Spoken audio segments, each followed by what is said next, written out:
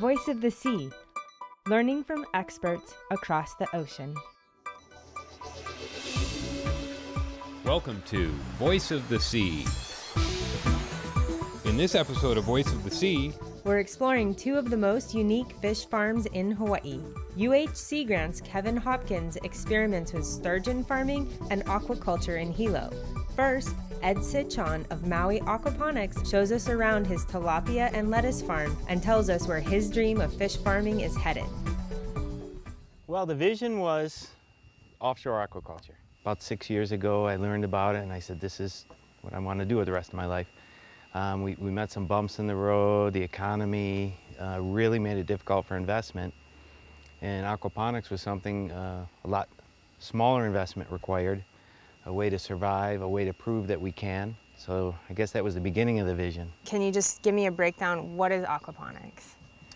Aquaponics is utilizing the effluent from fish, the dirty water coming from fish tanks to grow high-quality organic produce. No fertilizers, no repellents, no chemicals whatsoever. So we're here at Maui Aquaponics, and you guys are going to give us a tour of what we've got going on inside. Why did you build this hatchery? Why do you have the need to produce your own tilapia? Well, here in Hawaii, there is no commercial hatchery that you can, on the mainland, you can call up a commercial tilapia hatchery and say, I need 20,000 fingerlings, and they deliver them to you the next day. That's not an option here. There's no commercial hatcheries. And to my knowledge, this is the only intensive tilapia hatchery in the state. What kind of background did you have coming into this that made you confident you could undertake such a big operation? I have a marine biology degree, but I've worked in commercial marine fish farming, and I've been a hatchery manager for 13, 14 years. What makes tilapia maybe easier? What makes it harder? How's it different? When tilapia are born, they're immediately able to eat fish food. They're very, very easy to keep alive compared to other fish. When those fish are born, they don't even have a digestive system. They don't even have their mouth doesn't even open yet. You actually have to recreate the entire food chain from microalgae to plankton. So you actually caught the fish that are in here as your breeding stock, and then they live in the tank, males and females together, and they produce the young fry that you scoop them out with a net? Yep. Where would the first stop be? I see you have different sizes going on here. First stop for the fry, or the babies. These guys are a little over 2 weeks old. Wow, so that's the date they were born on, or that's the date they were moved to this tank? So a week ago, they looked like that. Wow, they grow quickly. These are a week old already. So after they move out of the fry area, where do they go, Ed? They spend their first 30 days here, and then they have to get into a bigger tank. It's just too crowded, as you can see.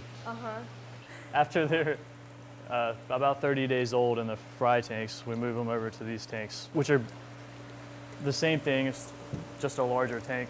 That's a 40-gallon tank. This is 100 gallons. At that point, when we transfer, we actually count how many we have. So we stock about 800 fingerlings into each one of these tanks. And they'll stay here for another 30 days before we transfer them out to our aquaponics facility. And how often do you feed them? When they're in the hatchery, they get fed every 2 hours. Oh, wow. Once they're moved out in the grow out facility, that's every 3 times a day they get fed out there. They get fed on weekends and holidays every day. Too? Oh yeah. They don't care if it's Christmas or not. They're still hungry. Are they hungry now? Yeah, I think they're always hungry. It's high protein, 52% protein. Let's see if they'll eat. Oh yeah. Well, yeah, there they go. What is the downside to overfeeding? If you overfeed, you just have a bunch of food sitting on the bottom that's going to sit there and rot, and it ruins your water quality. It can start causing disease problems. This whole system, all the tanks you see inside of this building, it's all one recirculating system. Wow, so the water is not, the wastewater is not being pumped elsewhere, it's actually continuing to circulate through the tank. This is basically a big aquarium.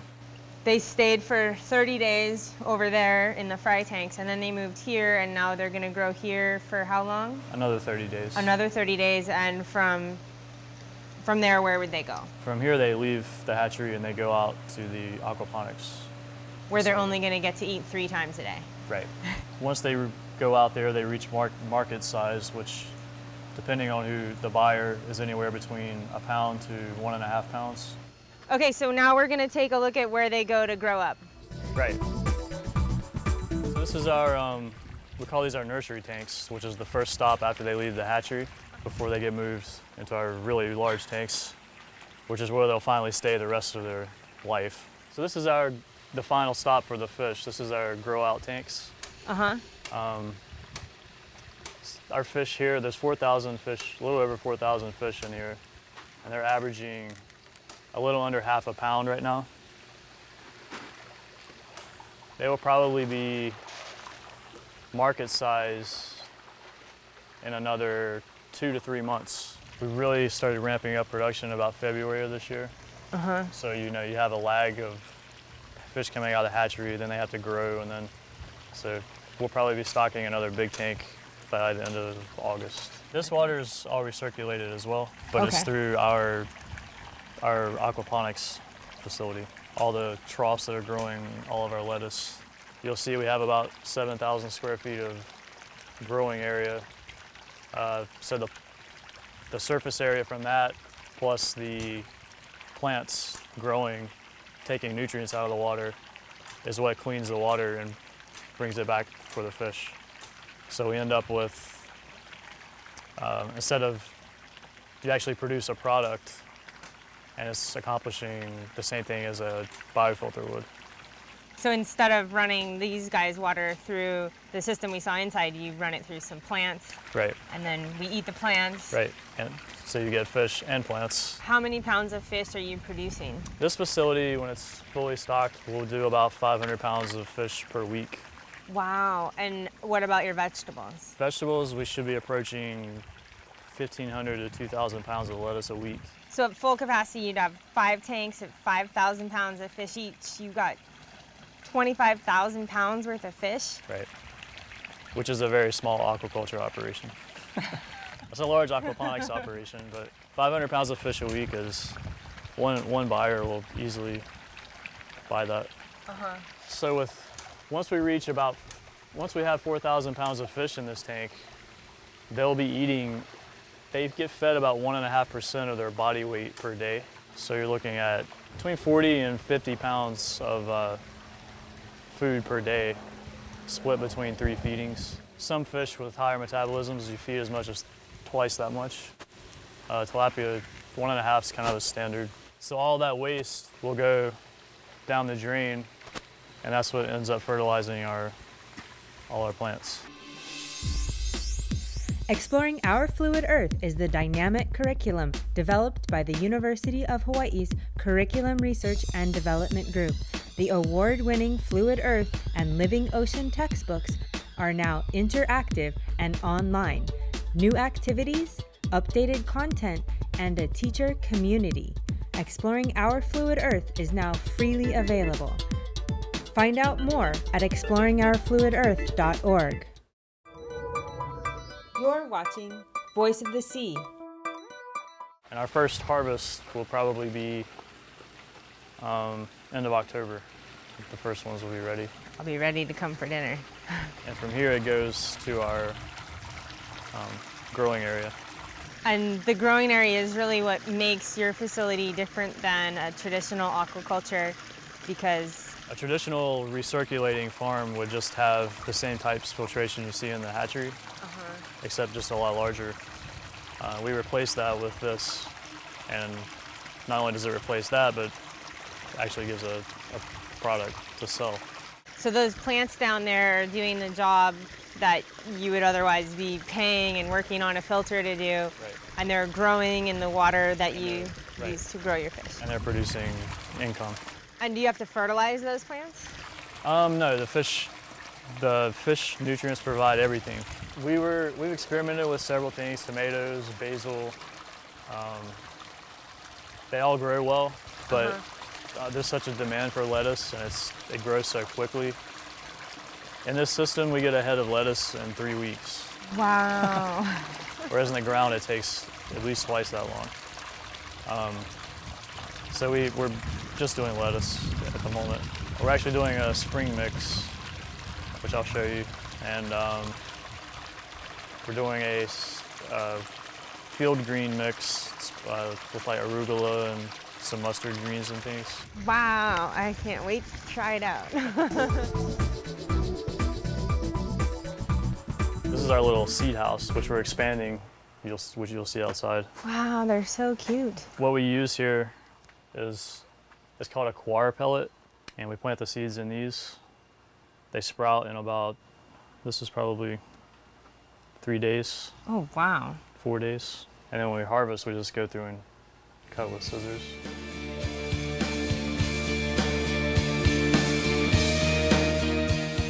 Even though they're sitting in water, the heat from the sun on the lettuce makes it kind of droop a little bit.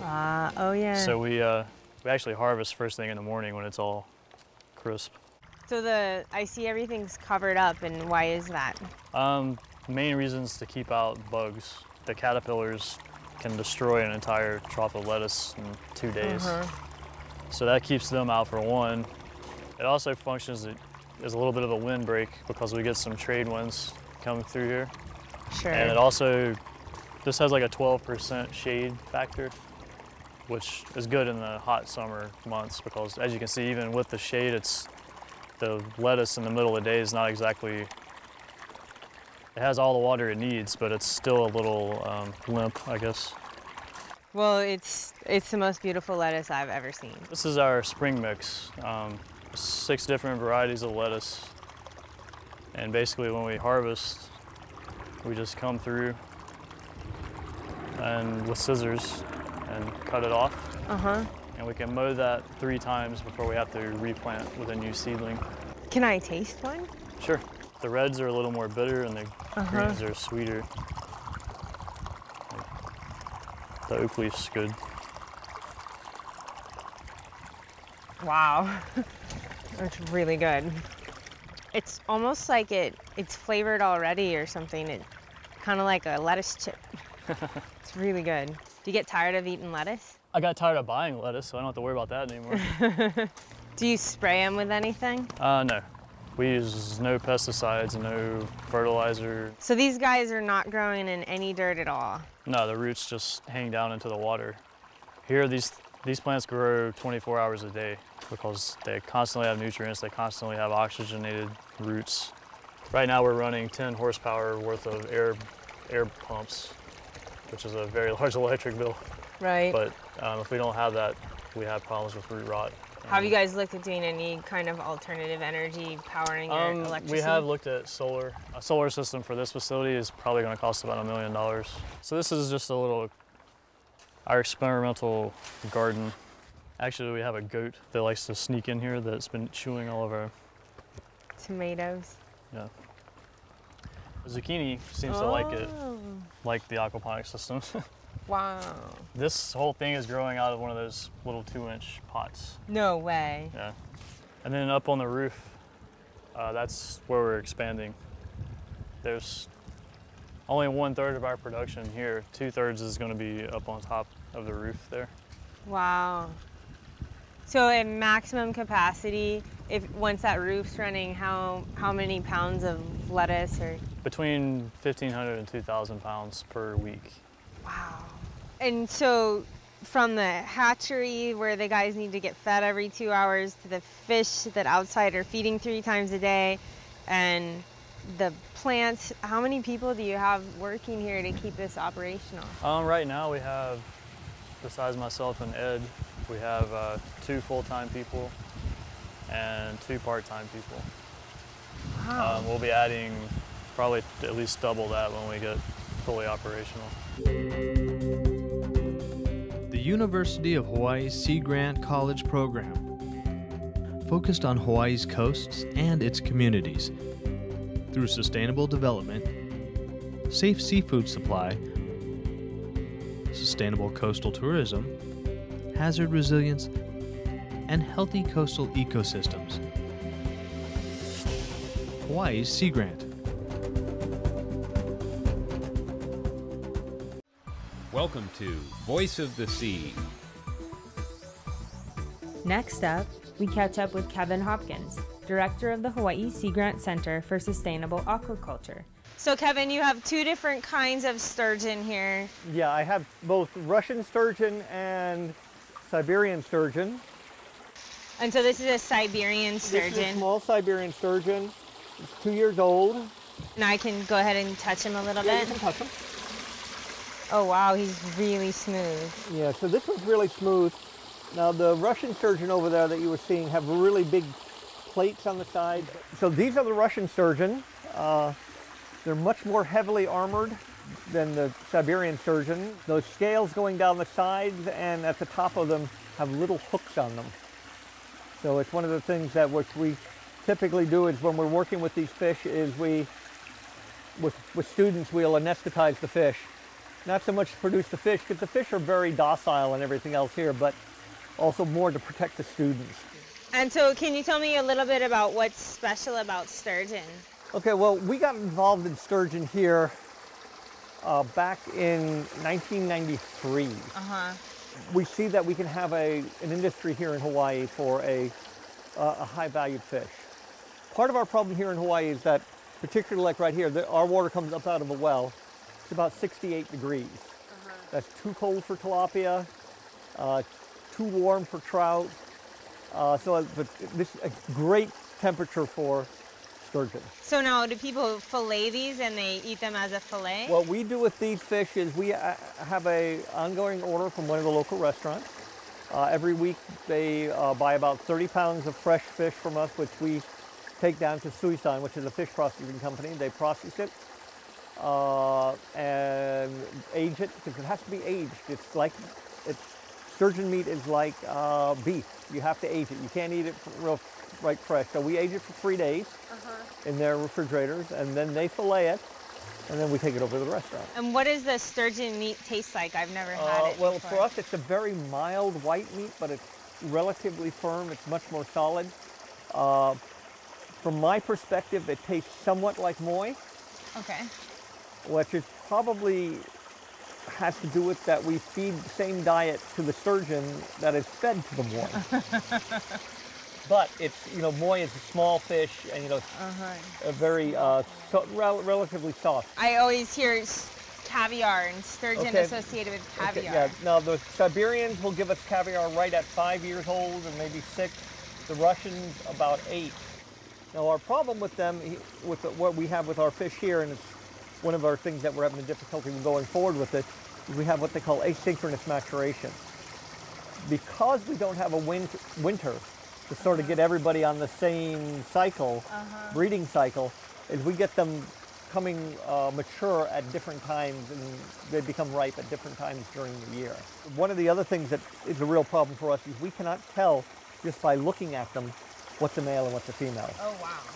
So when they're real mature, you can tell because we can use ultrasound at that point. But when they're not real mature, it doesn't work. And so you're getting the eggs, the caviar off the females. Yeah, we've done it. We've made caviar once. Oh. That was about 5 or 6 years, about 5 years ago. So mostly in terms of an economic process, you're looking at the sturgeon meat rather than the caviar. Well, actually, what we're looking at is a combination. Because we can't wait 8 years to get economic viability, we're looking at that. We'll grow them to 2 to 3 years old, harvest out the bulk of the fish, keep the biggest ones, which were in all probability, although we're not certain, are females. The vast majority of them are going to be females. And then at 5 years of age, we'll actually check them. And actually, the way we have to check them is we actually have to make a little slit in them, and we either take a sample of the gonad or we'll put in an endoscope, the things that, they use for doing surgery with inside people's bellies. A little camera and go inside Right, the sturgeon and take a look. Well, they're just amazing. The only other time I've seen sturgeon is in an aquarium, and there's just 1 or 2. Yeah, so we have about 450 of them. Wow. Between here and at the other farms that we have. A little bit about the biology. I noticed when they have the plates, which is kind of rare in most of the fin fish that we see around. Now these guys, sturgeons are in the, are intermediate between the regular bony fishes. They are bony fish, but they only have bony plates in the head. Most of their body does not have any bones in it. They're very, very primitive. They've been in the same basic pattern for looking like this for probably 200 million years or more. Very closely, so they're essentially between the sharks and the rest of the bony fishes. Great tasting product, both the caviar and the meat. They grow very fast, and they love this temperature of water, which we have right here, which most of our other fish don't like very well. The tail is very different. You can see it's sort of curves up, sort of like a thresher shark tail. Right, it's longer on the top yeah. than on the bottom. We've just been looking at fish, and now we're here with plants. What this is our aquaponics section. And so can you briefly explain what aquaponics is and how it's different than aquaculture? What we do in aquaponics is we put fish water that has the dissolved nutrients in the fish water. So the fish will be putting out nitrogen as a waste product, which then goes through and is converted by bacteria into another form, and then the plants take it up. Instead of us spending money with a filter to clean up the water, we let the plants clean up the water, and we get another crop. So we get 2 crops. The other thing too is we get really high quality plants. We can produce them, year-round basis in the greenhouses, produce fish year-round, and so it's a good method all in all. Up in one of the tanks up at each of these sections here, we have tilapia in the tanks. Actually, I'll go grab some feed and throw them in there. You can see them come to the surface. Okay. Ready? So how often do the tilapia get fed? Once or twice a day. And what makes tilapia a good fish to use in the aquaponics system?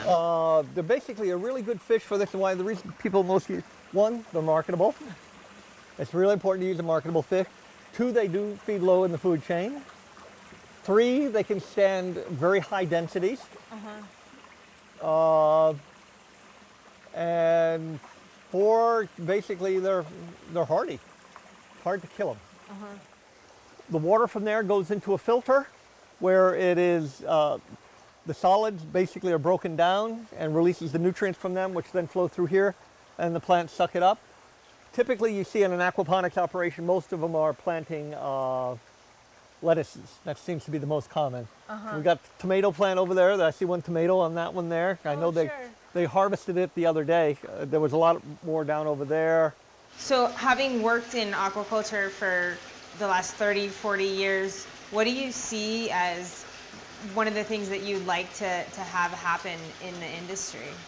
The estimates are that we're going to need to double food production in the next 40 years. There's not enough arable land or fresh water to do it. The only way we can do it is to go to the oceans. Now we've got to figure out how to go to the oceans to do it sustainably. We have to find out how to grow the proper seaweeds and grow fish that like to eat seaweeds better and move them into the market. The University of Hawaii Sea Grant College Program, helping coastal communities of Hawaii and the Pacific through research, education, and outreach. Serving the community, from elementary to graduate students. Hawaii Sea Grant.